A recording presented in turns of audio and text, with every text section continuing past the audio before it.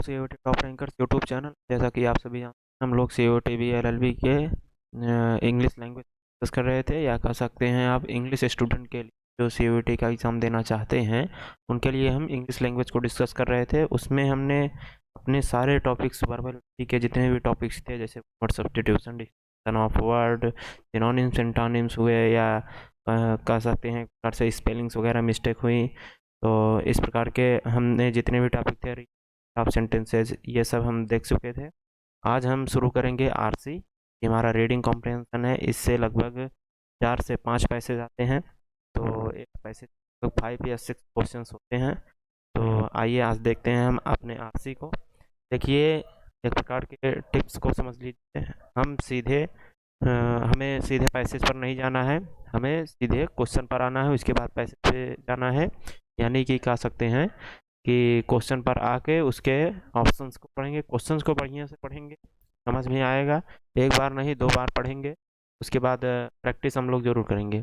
उसके बाद हम पहुँचेंगे सीधे ऑप्शन पे, फिर उसके बाद अपने पैसेज पे। तो बहुत ही कह सकते हैं इजी टाइप का पैसेज दिया होता है, उसके क्वेश्चंस भी बहुत इजी ही होते हैं। एनटीए में इतना हाई लेवल नहीं पूछता है जैसे क्लैट वगैरह में या कैट में पूछता है, इस तरीके के क्वेश्चंस नहीं पूछते हैं। तो हिंदी मीडियम के कुछ बच्चे हैं, उनको भी एग्ज़ाम देना होता है। हिंदी मीडियम वाले इंग्लिश मीडियम में आते हैं, क्योंकि उनके लिए इस लैंग्वेज जो है कंपलसरी होता है। कहीं किसी किसी कोर्स में जैसे बीएलएलबी है, या कह सकते हैं बीसीए है, या बीएससी इंग्लिश से है, तो कह सकते हैं बीएससी इंग्लिश मीडियम वालों को तो इंग्लिश लेना अनिवार्य होता है, उनके लिए कंपलसरी। तो उन सब बच्चों के लिए, उन सब स्टूडेंट्स के लिए ये चैनल हमारे लिए, आपके लिए बहुत ही अच्छा प्लेलिस्ट तैयार किया है। बहुत ही अच्छी प्लेलिस्ट।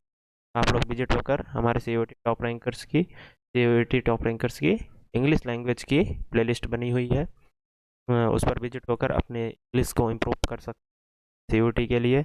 और कह सकते हैं अगर कोई बच्चा बीएलएलबी की तैयारी कर रहा है, तो लीगल स्टडीज़ अगर डोमेन सब्जेक्ट है उसका, बीएलएलबी का, बीएलएलबी का, तो अगर वो डोमेन सब्जेक्ट पढ़ना चाहता है तो हमारे चैनल पर विजिट होकर प्लेलिस्ट बनी है, उस पर भी आप अपने प्रिपरेशन को आगे बढ़ा सकते हैं। तो आइए आज देखते हैं अपने आरसी पैसेज नंबर 1 देखेंगे। यहाँ देखिए पैसेज, फर्स्ट पैसेज हमारा है। ये देखिए इतने पैराग्राफ में हमारे पैसेज, बहुत ही बड़ा पैसेज है, लगभग 500 से 600 वर्ड का होगा। 6 पैराग्राफ हैं। तो यहाँ देखते हैं फर्स्ट क्वेश्चन हमारा क्या कहता है। पहले हम क्वेश्चन पे आएंगे, उसके बाद ऑप्शन पे आएंगे, बाद हम जाएंगे अपने पैराग्राफ पर। तो फर्स्ट है select the option the highlight main idea of the passage. हमें इस पैसेज का मेन आइडिया बताना है, ये पूरे पैसेज का मेन आइडिया बताना है। तो देखिए ये एक बहुत ही कॉमन सा कह सकते हैं क्वेश्चन है, सभी पैसेज में पूछा जाता है। पहला क्वेश्चन यही होता है कि ऑथर क्या कहना चाहता है, या main idea of the passage, passage में उसकी मेन आइडिया क्या है, मतलब किस रेफरेंस पर वो की गई है। तो हमें ये पूरा पढ़ना पड़ेगा, भी आएगा। तो यहाँ देखिए, पढ़ लीजिए ऑप्शंस को। Closer the exposure of wounded soldier, Sadao's meeting with a wounded enemy, shooting of an American navy man, nursing of a wounded man. तो यहाँ आपको फर्स्ट पैराग्राफ अगर आप पढ़ लेते तो आपको समझ आ जाएगा किसके बारे में लिखा गया है।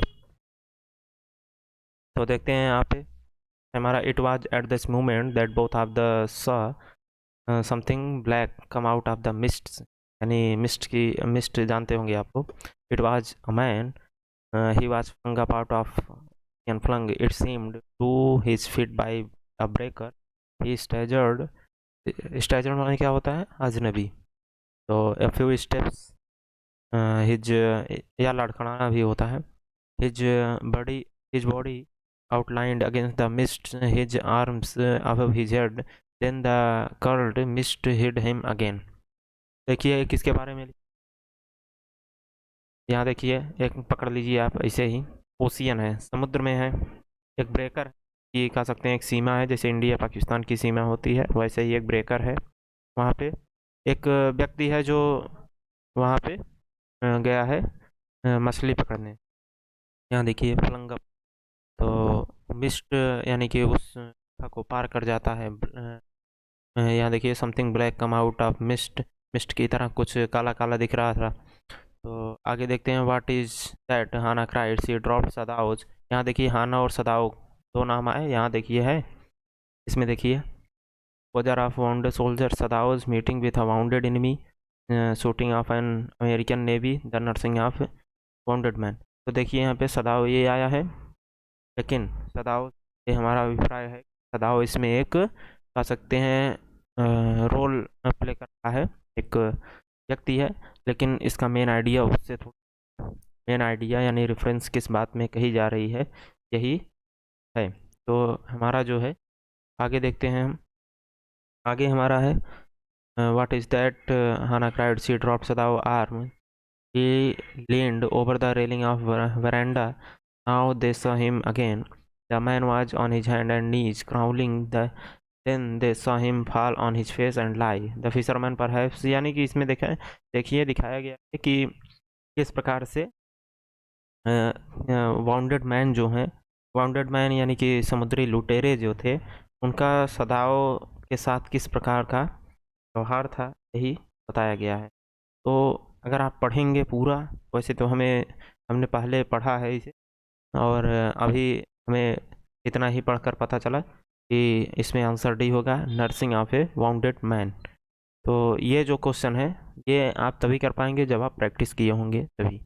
आगे देखते हैं, सेकंड है हमारा, the expression then the curled mist hid him again means, then the curled mist him hid him again.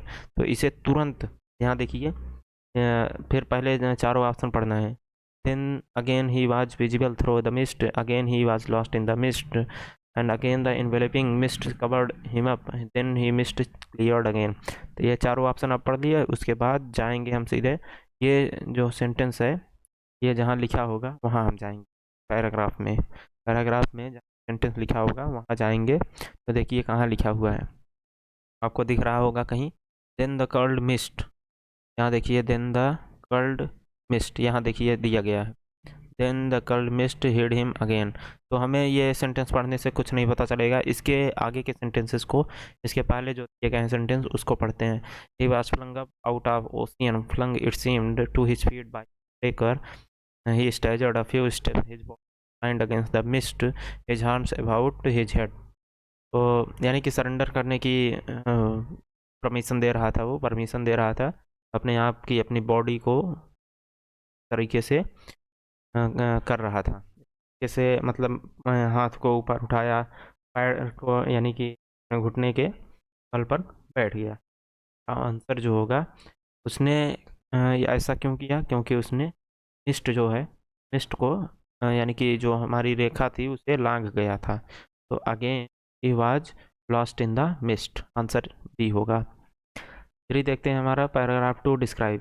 Paragraph 2 देखिए यहाँ पे, पैराग्राफ 2 ये है, what is that Hana cried she dropped Sadao's arm, उसके जो भुजाएं थी वो ड्रॉप की गई, then both leaned over the railing of veranda, और now they saw him again, ने फिर से देखा, अब उसने फिर से देखा, the man was on his hand and knees crawling, यानी कि एक व्यक्ति है जो अपने हाथ को ऊपर किए और घुटनों के बल सरक रहा है, यानी कि कह सकते हैं कीड़े की तरह चल रहा है। Then they saw him fall on his face and lie there. तो इसमें कौन सा आंसर सही होगा, the happy condition of the soldier, no, happy condition वहाँ थी पर थी ही नहीं, पकड़ा गया है बेचारा टेररिस्ट की तरह, तो वाउंडेड सोल्जर्स के द्वारा है, तो हैप्पी कंडीशन थोड़ी ना होगी। Miserable condition of the bounded soldier, shooting of the soldier, falling the soldier from the rocks. तो देखिए यहाँ पे जो आप लगाएंगे, आप आंसर इससे लगाएंगे डी, ऑप्शन डी को आप लगाएंगे, क्योंकि वहाँ भी दिया है फॉलिंग ऑफ द सोल्जर, आप फॉलिंग ऑफ द सोल्जर तुरंत फटाक से मार, ये आंसर डी, तो डी गलत होगा, ऑप्शन सी होगा, क्योंकि देखिए यहाँ रॉक्स दिया है, वहाँ पे रॉक्स की बात की ही नहीं गई थी, रॉक्स की बात पैराग्राफ 2 में नहीं की गई थी। शूटिंग ऑफ द सोल्जर यानी कि जब उसे गोली मार दिया गया, वो घुटने के घुटने पर, घुटने के बल खिसक रहा था अपने, यानी उसके पैर, उसके हाथ जो थे एकदम से नीचे आ गए थे और ड्रॉप कर गए थे, और वो अपने घुटने के बल पर मतलब खिसक रहा था। आगे देखेंगे हम अपना फोर्थ नंबर है the wounded man had manage to come through. Wounded man ने क्या मैनेज किया इनमें से, यानी कि हाई वेव्स को या कोरल बीच को या फिर डेंजरस रॉक्स को या वेल्स एंड शार्क्स को। तो ऑप्शन डी होगा नहीं, वेल्स एंड शार्क्स कहीं बात ही नहीं की गई है, बी भी नहीं होगा, कोरल बीच का। तो ए और सी में हमारा ऑप्शन होगा। तो फोर जो है हमारा हाई वेव्स, यही ऑप्शन होगा। यहाँ पढ़ेंगे आपको मिल जाएगा। आगे देखते हैं, फाइव है हमारा fifth. Explain the expression strain of red talking through. And A option A है हमारा, the sand on which he had fallen was fully coloured in red, the sand was soaked with blood, sand was shining white and had read pictures on it. हम चलेंगे इसमें, strain of red soaking through हाँ है, यहाँ देखिए कहीं दिख रहा होगा आप लोगों को, ध्यान से देखिए आपको मिलेगा। यहाँ पे देखिए, the sand on one side him he had already stain of red soaking through, मिल गया हमारा। तो इसे हम पूरा पढ़ेंगे, के ऊपर की एक पढ़ लेंगे। When they came toward him that Indeed it was so, the sand on one side him, यानी कि जब उसको गोली लगी थी, गोली जब उसको मारी गई तो जो ब्लड था वो पानी में गिर गया था और रेड हो गया था पूरा, वहाँ का आसपास का जो उसके पास वाटर थे सबके सब रेड हो गए थे। तो रेड तो होगा नहीं, यानी कि रेड अगर कोई कलर गिरा होता तो हम वहाँ कलर्ड इन रेड लिख सकते थे, ऑप्शन ए हमारा सही होता, लेकिन वहाँ ब्लड गिरा हुआ है तो ऑप्शन बी मारेंगे, ऑप्शन बी हमारा सही ऑप्शन। सिक्स देखेंगे यहाँ पे, एज पर पैराग्राफ 5, पैराग्राफ 5 में जाएंगे, उसमें देखेंगे he was in wet rags of garment, यही हम इतना खोजेंगे। कन्वेज क्या कहता है, जो वेट रैग्स ऑफ गारमेंट से क्या बता रहा है हमें पैराग्राफ 5 में। ऑप्शन देखेंगे यहाँ पे, he was putting on dirty clothes, he was putting on wet and torn clothes, he was in navy army dress, या he was not properly clothed. Six में पैराग्राफ 5 में जाएंगे, यहाँ पे देखेंगे हम पैराग्राफ 5 में देखिए, he is wanted motionless and, यहाँ देखिए he was in wet rags of garment, यहाँ देखिए दिया गया है। के ऊपर पढ़ेंगे, an old cap stuck on his head soaked sea water, आप समझ रहे हैं, यानी गीला कपड़ा पहने हुआ था। और Sadao stopped Hanna at his side, आगे नहीं होगा, यहीं से देखिए, Sadao explained he made haste off to the man, यानी कि उसने बहुत ही गीला कपड़ा पहना हुआ था। तो यहाँ देखेंगे हम अपना सिक्स का क्या होगा, dirty cloth no, wet and torn cloth yes, answer is B होगा हमारा, वेट एंड टॉर्न क्लॉथ्स, यानी कि कह सकते हैं बहुत ही गीला कपड़ा पहना हुआ था। आगे देखेंगे, सेवन्थ है हमारा, tone of the passage, passage की टोन क्या है, आपको पैसेज पढ़ने के बाद कैसा लग रहा है, हॉरर महसूस हो रहा है या डिस्ट्रेस या पिटी या डिस्टर्बेंस। तो आप अपने आप को अगर उसको देखकर ध्यान से देखेंगे वाउंडेड सोल्जर्स को, तो आप अपने आप को फंसा हुआ करेंगे तो आपको डिस्ट्रेस होगा, यानी कि हम कितनी जल्दी इससे बाहर निकलें, तो डिस्ट्रेस होगा। एट जो है हमारा, सेलेक्ट द करेक्ट ऑप्शन, क्या पैसेज डिस्क्रिप्टिव है या रिफ्लेक्टिव है या नैरेटिव है मीडिएटिव है, तो आंसर इस सी होगा, ये एक प्रकार का नाटक है, एक प्रकार का, यानी कि कभी यानी लेखक ने हम राइटर ने हमें नाटक को प्रदर्शित किया है हमारे सामने। तो हम पैसेज यहाँ पे देखेंगे, पैसेज सेकंड को देखेंगे, पैसेज सेकंड में हमारा कितना पैराग्राफ है, फोर पैराग्राफ्स हैं। तो फोर को चार को चारों आपको पढ़ना नहीं है, पहले हम सीधे क्वेश्चन पर आएंगे, उसके बाद फिर ऑप्शंस पर, उसके बाद हम पैराग्राफ में जाएंगे। तो देखिए नाइन्थ नंबर यहाँ देखिए, सेकंड का हमारा फर्स्ट है, हालांकि यहाँ करेक्ट ऑर्डर में दिया है, ऑर्डर में दिया है, तो हमारा यहाँ नाइन्थ हुआ। देखते हैं यहाँ पे नाइन्थ हमारा कौन सा है, select the option that highlights the main idea of the passage. देखिए कोई भी पैसेज आएगा, पहला जो हमारा क्वेश्चन होगा ये मेन आइडिया या व्हाट इज ए राइटर, यही सब पूछा जाएगा आपसे। तो main idea of the passage बताइए, यहाँ क्या कहेंगे, चारों ऑप्शन पढ़ लीजिए, women as good administrator, role of women modern India, women as teacher and doctors, participation in war.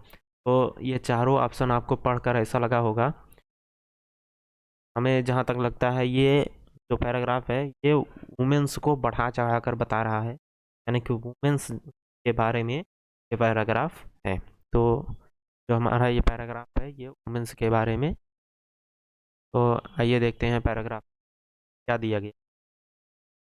First आप देखते हैं, it is proved beyond doubt that women in modern India can be good administrator. बस यहीं पे आपका मिल गया। क्या मिला? आपका main idea of the passage मिल गया। It is proved beyond doubt that women in modern India can be good administrator. Modern India में वुमेन जो हैं गुड एडमिनिस्ट्रेटर बन सकती हैं। यहाँ देखिए क्या दिया गया है, role of women as a good administrator. No, ये नहीं होगा, ये किसी एक स्पेसिफिक चीज़ को दर्शा रहा है, ये नहीं होगा। The role of the women in modern India, modern India में वुमेन्स के रोल बताए गए हैं। आगे देखेंगे हम, 10th है हमारा, read the following statement, women are good leaders and politicians, women are fine warriors players. तो देखिए ये इस प्रकार के जो हमारे क्वेश्चंस होते हैं, इन क्वेश्चंस होते हुए वही बच्चे कर पाएंगे जिनकी एनालिटिकल रीजनिंग सही होगी, जिन्होंने एनालिटिकल रीजनिंग को तैयार किया होगा। तो हम आपको बता दें, एनालिटिकल रीजनिंग 3 प्रकार की होती है, वर्बल, नॉन एनालिटिकल। वो दूसरा पोर्शन है, आप लोग पढ़ लीजिएगा कभी किसी चैनल से, किसी माध्यम से बुक वगैरह ले लीजिएगा। तो हम आपको बताते हैं, एम टायरा की बुक आती है एनालिटिकल रीजनिंग, से पढ़ लीजिएगा आप। तो यहाँ देखिए जो ये क्वेश्चन दिया गया है, दोनों स्टेटमेंट, ये स्टेटमेंट जो हैं ये पैराग्राफ के अकॉर्डिंग सही हैं या गलत हैं, यही आपको बताना है। आपको इसे कह सकते हैं प्रकार से समाज में इम्प्लीमेंट नहीं करना है कि हम women's are good and good leaders and politician, तो हम लेकर चले जाएं हाँ वुमेन्स तो लीडर भी हैं, पॉलिटिशियन भी अच्छी हैं। हमें ये नहीं करना है, समाज में नहीं जाना है, हमें बस जितना हमें पैराग्राफ में दिया गया है हमें उसी के अकॉर्डिंग चलना है। तो यहाँ देखिए, women are good leaders and politician and women are fine warriors and players. आप पूरा पैसेज पढ़ेंगे तो आपको पता चलेगा किस बारे में बात की गई है इसमें।